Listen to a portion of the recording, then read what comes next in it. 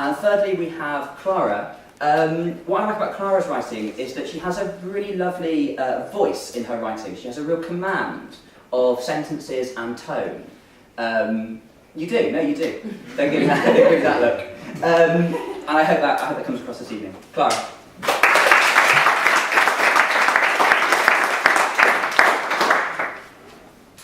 So the title is The Next Project. Today is Monday, the 1st of March. It is time that I start on a new monthly project again. Right now, I'm enjoying a nice can of soda in front of a beautiful fountain. The fountain has a lot of Indian details on it. The thought of ancient history brings me back to my visit of the Grand African and Indonesian Museum.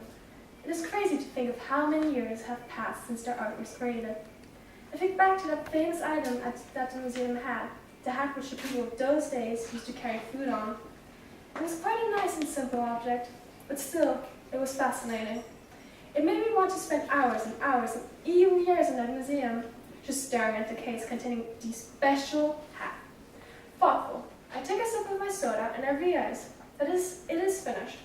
I look around for a rubbish bin, but I find none. What should I do? I can't put it in my bag, and I have no desire to hold it all day like a babysitter. Then, at that moment, I have a great idea. Why don't I try to make a work of art by recycling cans? I use the old to make it new. Thinking of old objects, I think back to the hat. It is a very old object, but I am struck by this unusual idea. Why don't I create a hat consisting of old cans? Here we go. I have a project on my hands. To start, the first step was finding enough empty cans and then cutting them in equal stripes that I interwove to make a nice hat. I mostly tried to take blue, black, gold, and silver stripes of metal like the museum's emblem, and then I'd stick them together in the form of a hat.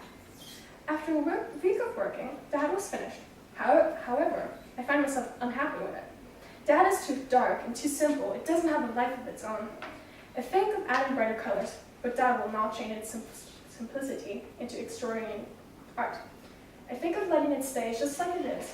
Somebody might still love it and therefore buy it, but I can't take that risk since I am almost broke, and I still have 3 weeks until my project's timeline. Exasperated and hungry, I go down to the kitchen to eat.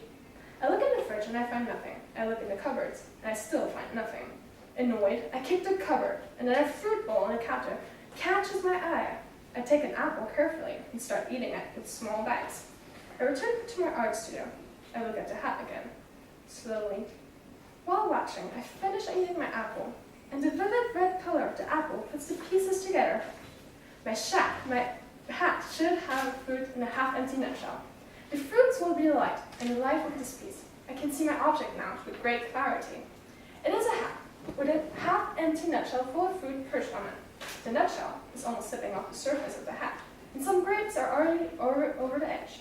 Nothing is nicely formed.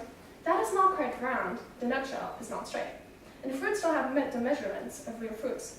The whole effect will appeal to children because the fruits look like brats, sweets. The price tags and the ingredients list will stay on the metal, and therefore they will stay on the fruits. This will bring forth the idea of recycling and using the old for the new. I can see my object now, and I know for sure, that this piece will save my bank account.